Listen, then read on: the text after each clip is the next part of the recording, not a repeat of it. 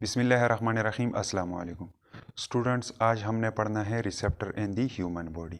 तो चलिए अब स्टार्ट करते हैं अपने टॉपिक को और पढ़ते हैं receptor in the human body. तो इस चैप्टर की शुरुआत में आप लोगों ने बहुत सी जगहों पे ये रिसेप्टर का वर्ड सुना होगा और देखा होगा। तो सबसे पहले इसको डिफ़ाइन करते हैं कि रिसेप्टर किसे कहा जाता है। तो रिसेप्टर की डिफिनीशन कुछ इस तरह है। These are those part of the body, ये जिस्म के वो हिस्से होते हैं विच रिसीव स्टेमुलस, जो स्टेमुलस को रिसीव करते हैं। जिस्म के वो हिस्से जो स्टेमुलस को रिसीव करते हैं उनको रिसेप्टर्स कहा जाता है। अब यहाँ पर ये स्टेमुलस वर्ड्स इस्तेमाल हुआ है, इसकी मीनिंग क्या है? तो स्टेमुलस जो है इसकी डिफिनीशन कुछ इस तरह है कि any change in the environment is called stimulus. माहौल में कोई भी तब्दीली जब आ जाए तो उस तब्दीली को क्या कहा जाता है? स्टेमुलस। और उस स्टेमुलस को रिसीव करने वाला पार्ट कौन होता है? वो होता है रिसेप्टर। अब हमारे बॉडी के अंदर मुख्तलिफ़ किस्म के रिसेप्टर्स पाए जाते हैं। तो इनमें से चंद टाइप के रिसेप्टर ये हैं। तो फर्स्ट वन है फोटो रिसेप्टर।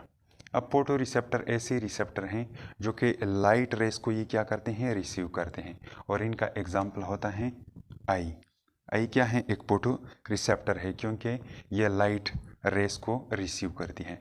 सेकंड वन है सोनो रिसेप्टर। अब सोनो रिसेप्टर क्या है? तो ये ऐसे रिसेप्टर हैं जो साउंड वेव को रिसीव करती हैं। और इसका एग्जाम्पल क्या है? ईयर, कान।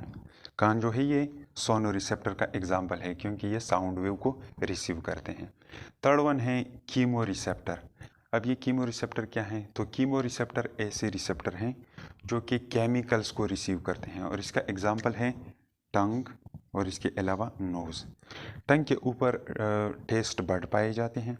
जब हम कोई चीज़ खाते हैं तो उसके अंदर जो केमिकल्स मौजूद होते हैं वो केमिकल्स क्या करते हैं? ये टेस्ट बर्ड उनको रिसीव करते हैं और इसी तरह वो एक मैसेज भेज देते हैं हमारे टेस्ट बर्ड ब्रेन की तरफ। और फिर हमें ब्रेन एक फ़ाइनल रिज़ल्ट देता है कि इस चीज़ का टेस्ट किस तरह है।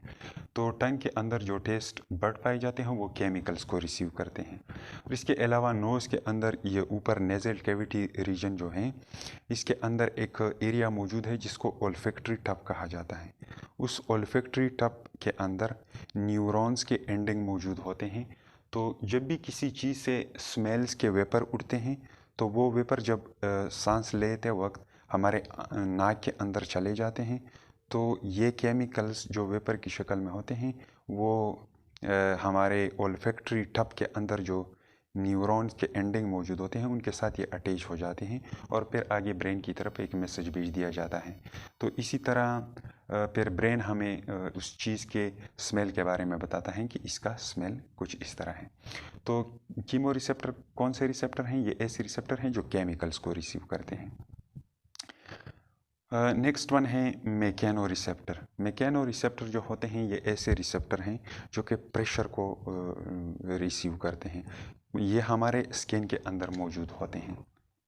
ये रिसेप्टर हमारे स्किन के अंदर मौजूद होते हैं। जब हम अपने स्किन के ऊपर प्रेशर वगैरह लगाते हैं तो इसके बारे में मैसेज पिकअप करने वाले जो रिसेप्टर हैं उनको कीमो रिसेप्टर कहा जाता, सॉरी मैकेनो रिसेप्टर कहा जाता है। तो ये हो गए चंद टाइप के रिसेप्टर। इसके अलावा भी हमारे बॉडी के अंदर मुख्तलिफ़ किस्म के रिसेप्टर पाए जाते हैं। पेन के लिए भी रिसेप्टर पाए जाते हैं, हंगर के लिए भी पाए जाते हैं, थ्रस्ट के लिए भी पाए जाते हैं, मुख्तलिफ़ चीज़ों के लिए रिसेप्टर पाए जाते हैं। लेकिन हम यहाँ पर उतना ज़्यादा डिटेल की तरफ नहीं जाएंगे, ये चीज़ें आप लोग हायर लेवल पे फिर पढ़ेंगे। अब जो है हमें आज की वीडियो लेक्चर में हमने पढ़ना है फोटो रिसेप्टर के बारे में। नेक्स्ट वीडियो लेक्चर में हम सोनो रिसेप्टर के बारे में पढ़ेंगे क्योंकि ये दो रिसेप्टर जो हैं, फोटो रिसेप्टर और इसके अलावा सोनो रिसेप्टर, ये हमारे सिलेबस में इंक्लूड कर दिए गए हैं और ये बाकी जो है ये आप लोग हायर लेवल पे पढ़ेंगे। तो अब फर्स्ट ऑफ ऑल डिस्कस करते हैं फोटो रिसेप्टर को। तो फोटो रिसेप्टर का एग्जाम्पल क्या है? आई। और इसको विजुअल रिसेप्टर भी कहा जाता है क्योंकि आई का काम किस चीज़ के साथ होता है? विजन के साथ होता है। और आई हमारे बॉडी के अंदर एक ऐसा आर्गन है जो कि फोटो रिसेप्टर की शक्ल में काम करता है, मतलब लाइट रेस को ये क्या करता है? रिसीव करता है। और ह्यूमन के अंदर, मतलब हमारे बॉडी के अंदर आई का एक पेयर मौजूद होता है जो कि हमारे फेस रीजन के अंदर ये ऑर्बिट्स जो पाए जाते हैं, खाने, इन खानों के अंदर ये मौजूद होते हैं और इनका शक्ल एक बाल की तरह होता है। तो अब आई के अंदर मज़ीद और चीज़ें कौन कौन सी मौजूद हैं, इसका इंटरनल स्ट्रक्चर किस तरह है, तो इस चीज़ को हम इस डायग्राम के थ्रू समझने की कोशिश करते हैं। तो यहाँ पर हमने एक सिंपल सा डायग्राम बना दिया है और ये क्या है, ये है एक आई और ये आई का फ्रंटल व्यू है सामने से। अगर हम आई का सेजिटल सेक्शन ले लें, क्या करें, अगर हम आई का सेजिटल सेक्शन ले लें, सेजिटल सेक्शन किसे कहा जाता है, जब हम किसी चीज़ को मिड पॉइंट पे दो इक्वल पार्ट्स में डिवाइड करते हैं तो ऐसे सेक्शन को कहा जाता है सेजिटल सेक्शन। तो अगर हम आई का सेजिटल सेक्शन ले लें और फिर इसके एक पार्ट को हम क्या कर दें, थोड़ा सा घुमा दें और इसका साइड व्यू डायग्राम बनाएं, तो इसका स्ट्रक्चर कुछ इस तरह नज़र आता है। तो आई के अंदर अब कौन कौन सी चीज़ें मौजूद हैं, तो इन चीज़ों के बारे में यहाँ पर इस साइड वेव डायग्राम के थ्रू समझने की कोशिश करते हैं। तो अब ये हो गया साइड वेव डायग्राम आई का।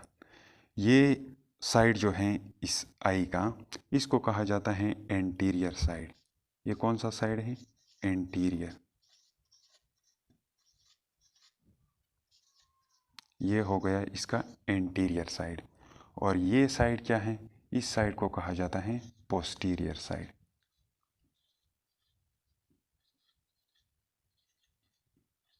आई का ये हो गया पोस्टीरियर साइड। एंटीरियर मतलब अगला साइड और पोस्टीरियर मतलब पिछला साइड।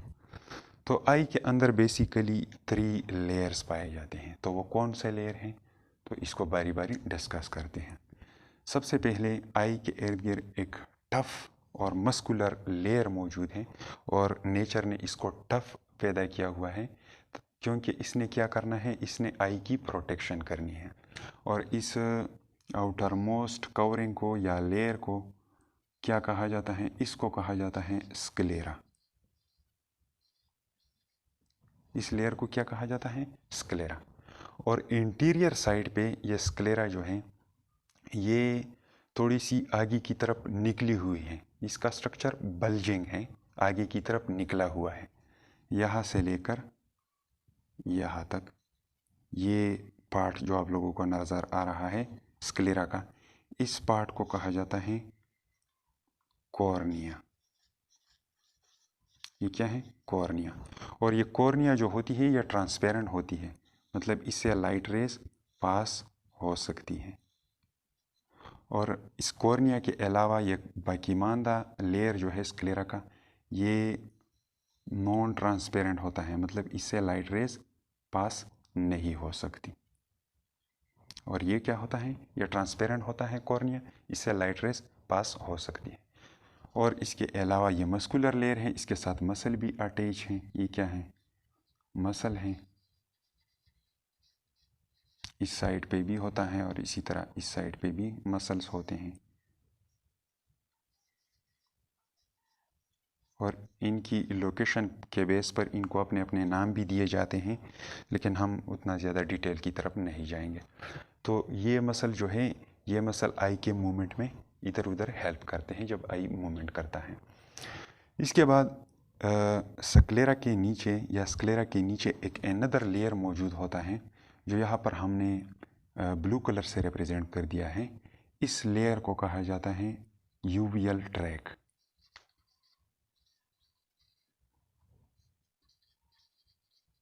इसको क्या कहा जाता है, यूवियल ट्रैक। और इस यूवियल ट्रैक के 3 पार्ट्स होते हैं। तो वो कौन कौन से पार्ट हैं, सबसे पहले यहाँ से लेकर इसी तरह यहाँ तक यूवियल ट्रैक का ये पोर्शन जो है, इस पोर्शन को कहा जाता है कोराइड लेयर। ये क्या है, कोराइड लेयर। और ये कोराइड लेयर जो है ये काफ़ी वास्कुलर होती है।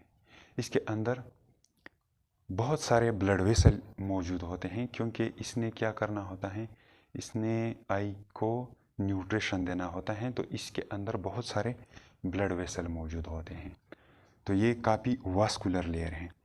अब इस साइड पर भी इसी तरह ये हो जाएगा कोराइड लेयर यहाँ तक। अब ये कोराइड लेयर जब ख़त्म हो जाता है तो इसके साथ एक ट्राइंगुलर स्ट्रक्चर अटैच होता है दोनों साइड्स पर। यहाँ पर भी एक ये है, यहाँ से लेकर यहाँ तक, और इसी तरह दिस वन। ये ट्राइंगुलर स्ट्रक्चर जो है इसको कहा जाता है सेलेरी बॉडी, सेलेरी बॉडी। और इसके अंदर मसल्स मौजूद होते हैं जिनको सेलेरी मसल कहा जाता है, सेलेरी मसल्स। और इसी तरह इस साइड पर भी। अब ये सेलेरी बॉडी जो है इसके साथ एक और पिगमेंटेड स्ट्रक्चर अटैच होता है दोनों साइड पर। एक यहाँ से यहाँ तक, ये ग्रीन कलर वाला स्ट्रक्चर आप लोगों को नज़र आ रहा होगा, और दूसरा ये, इस स्ट्रक्चर को कहा जाता है आइरिस। ये क्या है? आइरिस। तो यूवियल ट्रे के ये 3 पार्ट्स होते हैं, एक कोराइड लेयर, दूसरा सेलेरी बॉडी, और थर्ड वन ये पिगमेंटेड स्ट्रक्चर जो है जिसको आइरिस कहा जाता है, दिस वन। तो ये 3 पार्ट्स होते हैं यूवियल ट्रे के।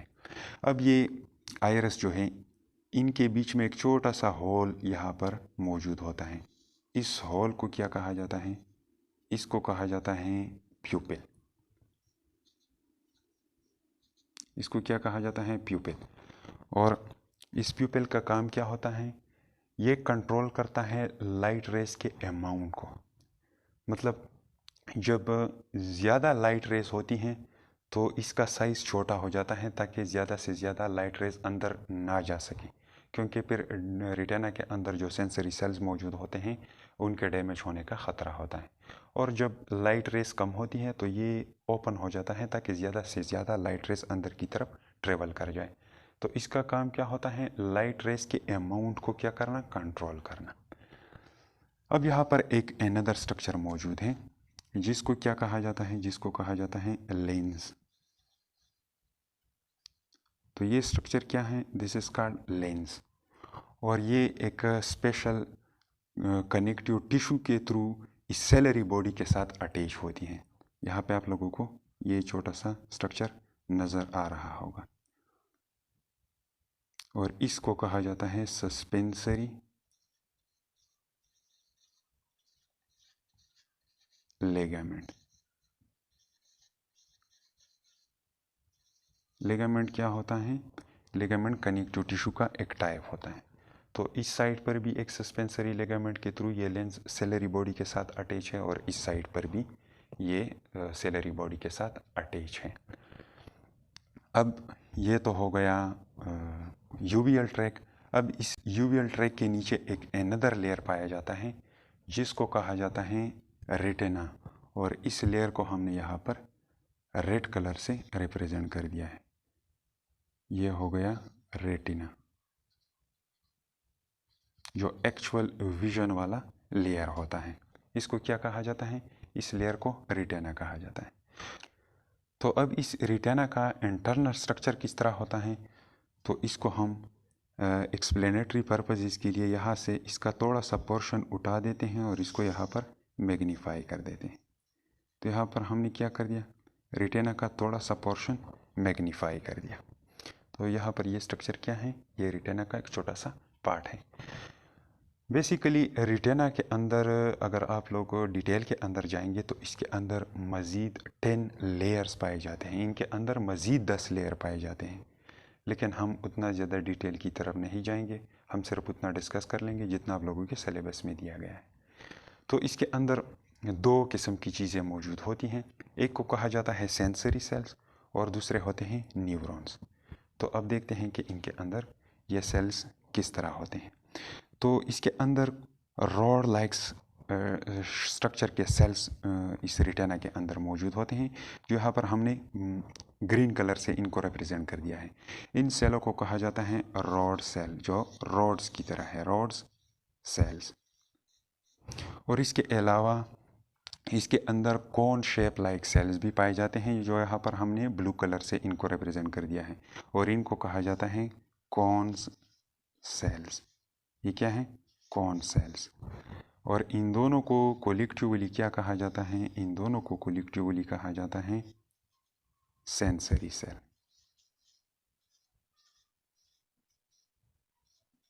क्योंकि यही वो सेल हैं जिन्होंने लाइट रेस को रिसीव करना है और फिर आगे मैसेज भेज देना है ब्रेन की तरफ। और इनके दूसरे साइड्स पर क्या अटैच होते हैं, न्यूरॉन्स इनके साथ अटैच होते हैं। जब इनके ऊपर लाइट रेज यहाँ पे लगती हैं और फिर क्या करते हैं ये न्यूरॉन, इनसे एक मैसेज भेज दिया जाता है इनके ज़रिए आगे ब्रेन की तरफ। तो ये हो गए सेंसरी सेल्स और उनके न्यूरॉन्स। अब ये रॉड सेल जो हैं, इन सेलों के अंदर एक ख़ास पिगमेंट मौजूद होता है जिसको कहा जाता है रोडोप्सिन।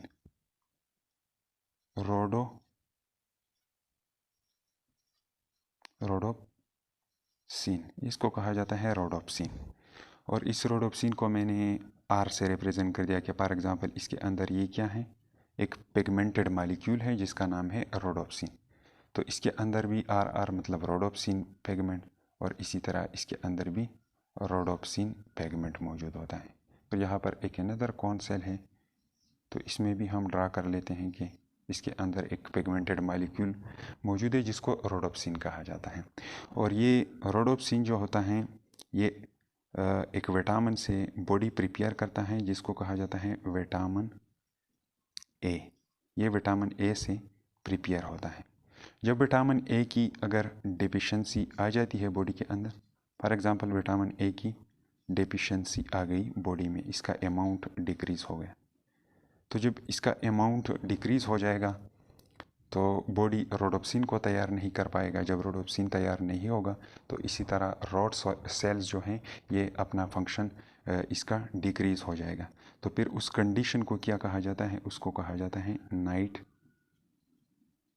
ब्लाइंडनेस।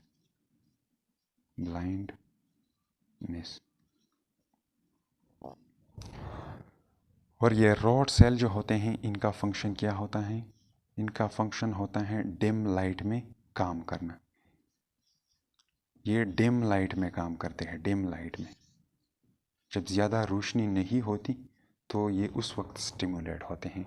और ये बाकी डिटेल भी नहीं देता किसी चीज़ के बारे में जिसका फॉर एग्ज़ाम्पल उसका कलर हो गया या उसका पूरा साइज़ वगैरह हो गया, ये इसी तरह इंफॉर्मेशन भी नहीं देता। और कलर के बारे में भी इंफॉर्मेशन नहीं देता। तो कलर के बारे में और इसी तरह और किसी चीज़ के साइज़ वगैरह के बारे में बताना, ये कौन से सेलों का काम होता है, ये होता है कौन सेलों का। और इसके अंदर भी एक पिगमेंट मौजूद होता है जिसको कहा जाता है आयोडोप्सिन, और इसको मैंने आई से रिप्रेजेंट कर दिया। ये पिगमेंटेड मॉलिक्यूल क्या है, इसको कहा जाता है आयोडोप्सिन।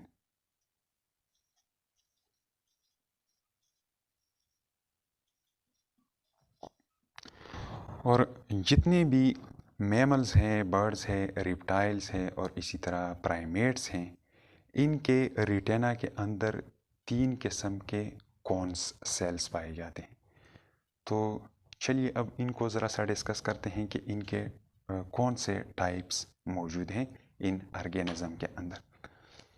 तो कॉन्स बेसिकली बर्ड्स के अंदर, रिप्टाइल्स के अंदर और इसी तरह मैमल्स के अंदर, या जिसको हम प्राइमेट कहते हैं जिसमें ह्यूमन बीइंग भी आता है, उसके अंदर इनके कौन कौन सा टाइप्स मौजूद होता है।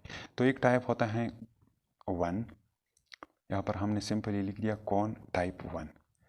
तो ये होते हैं ऐसे कॉन्स जिनके अंदर रेड कलर के वेवलेंथ को रिसीव करने के लिए आयोडोप्सिन मौजूद होता है। इसके अंदर ऐसा आयोडोप्सिन मौजूद होता है जो कि रेड कलर के जो वेवलेंथ होते हैं या रेड कलर का जो लाइट होता है उनको रिसीव करता है। ये कौन से कलर को रिसीव करता है, रेड को। इसके अलावा दूसरा टाइप जो है कॉन्स का, वो ऐसे कौन होते हैं जिनमें एक ऐसा आयोडोप्सिन मौजूद होता है जो कि ब्लू कलर के लिए रिस्पॉन्सिबल होता है, ब्लू कलर को रिसीव करने के लिए रिस्पॉन्सिबल होता है। और इसके अलावा एक थर्ड टाइप होता है कॉन्स का, और वो किस चीज़ के लिए रिस्पॉन्सिबल होता है, उसके अंदर एक ऐसा आयोडोप्सिन मॉलिक्यूल मौजूद होता है जो कि रिसीव करता है कौन सा लाइट, ग्रीन लाइट को, ग्रीन। तो ये तो 3 कलर्स हो गए, बाकी मानदा कलर जो है उनको किस तरह हासिल किया जाता है। हम तो इसके अलावा भी बहुत सारे कलर देखते हैं, जैसा कि फॉर एग्ज़ाम्पल ऑरेंज कलर हो गया या येलो कलर हो गया।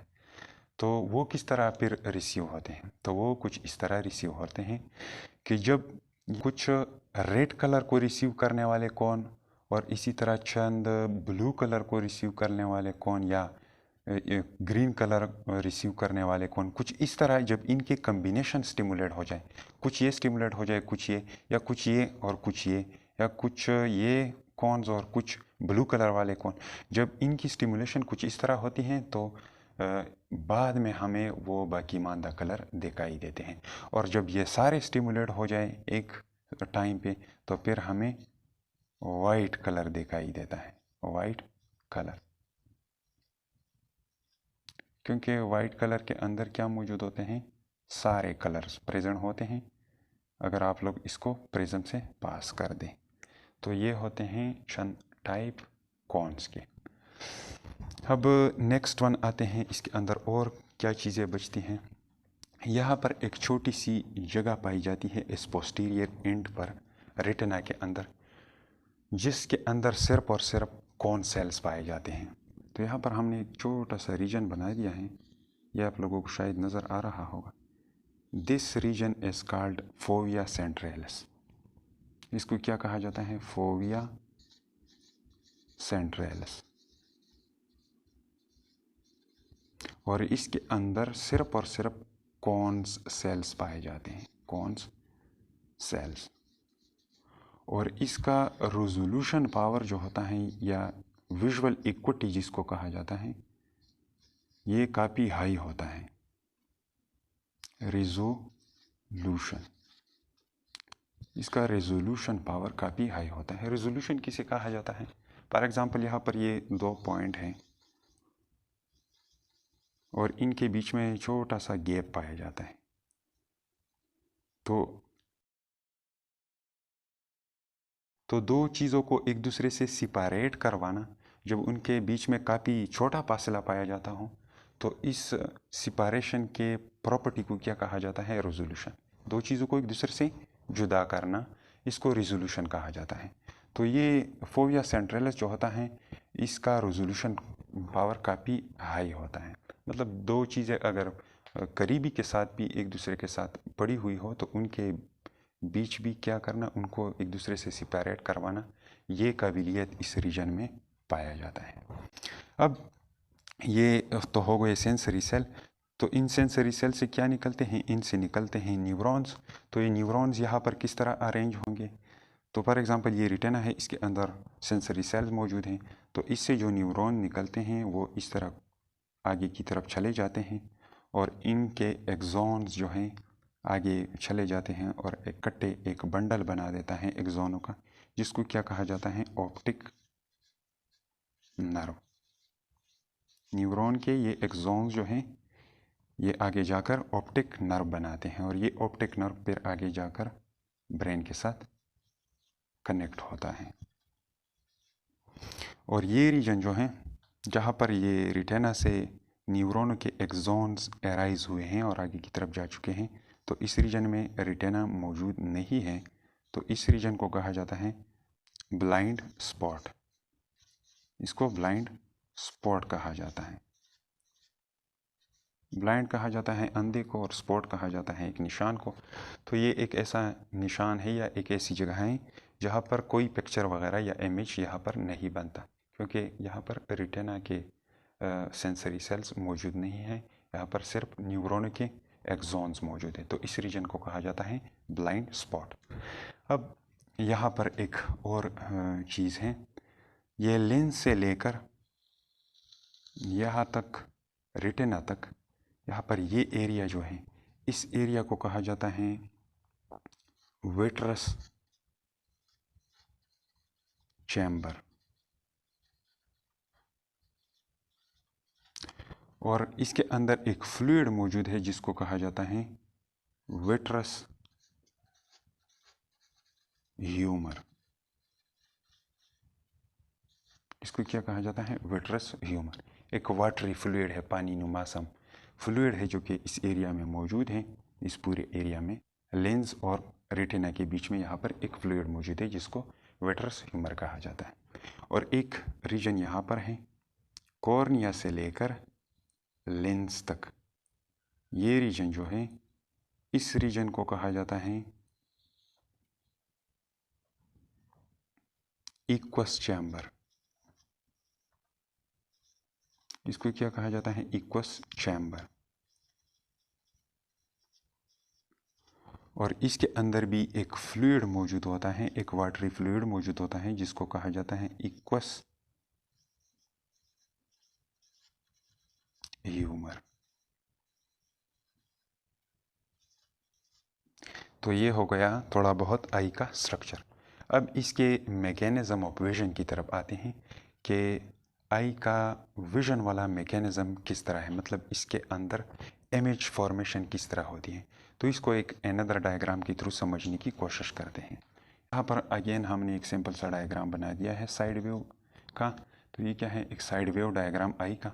और यहाँ पर ये छोटा सा स्ट्रक्चर क्या है? ये है एक प्लांट। और इस प्लांट को हम क्या कर रहे हैं? देख रहे हैं।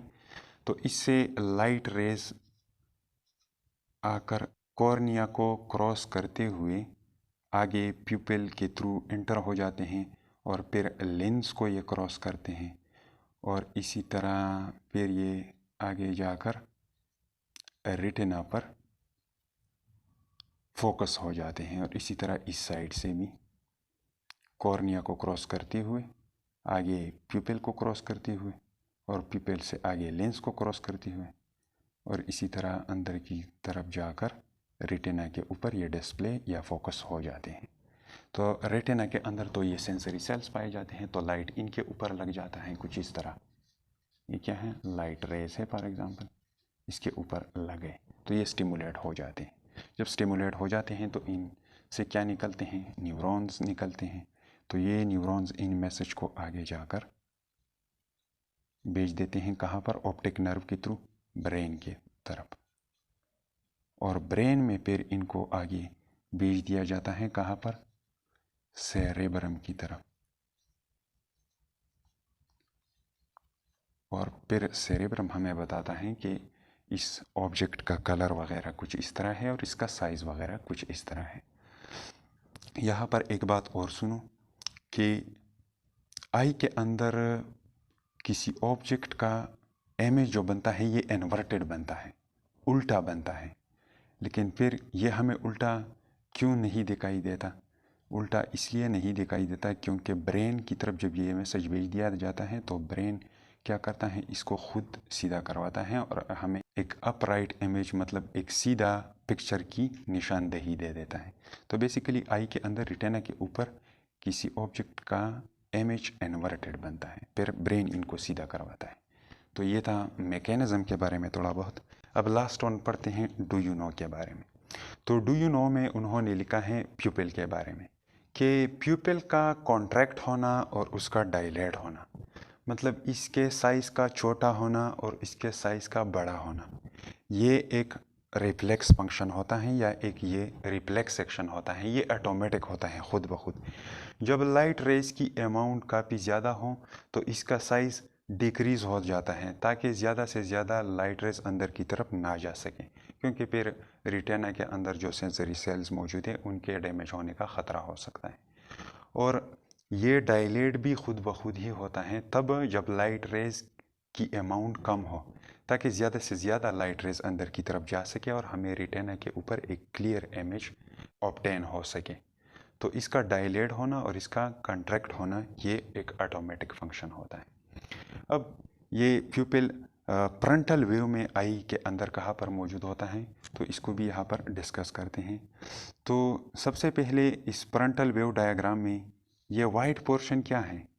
ये वाइट पोर्शन है स्क्लेरा। ये क्या है? Sclera, this outer most layer, this is this white one. और ये कलर पोर्शन क्या है?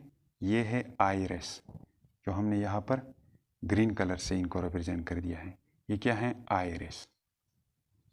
और यहाँ पर आइरिस के अंदर एक छोटा सा होल मौजूद है, इसी होल को कहा जाता है प्यूपिल।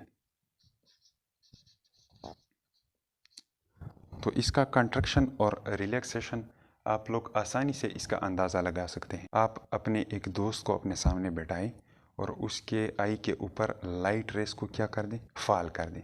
तो आप लोगों को खुद ब खुद अंदाज़ा हो जाएगा कि लाइट रेस के फॉल करने के बाद उनके आई के अंदर जो प्यूपिल मौजूद है उसका साइज़ डिक्रीज़ हो जाएगा, ताकि ज़्यादा से ज़्यादा लाइट रेस अंदर की तरफ ना जा सके।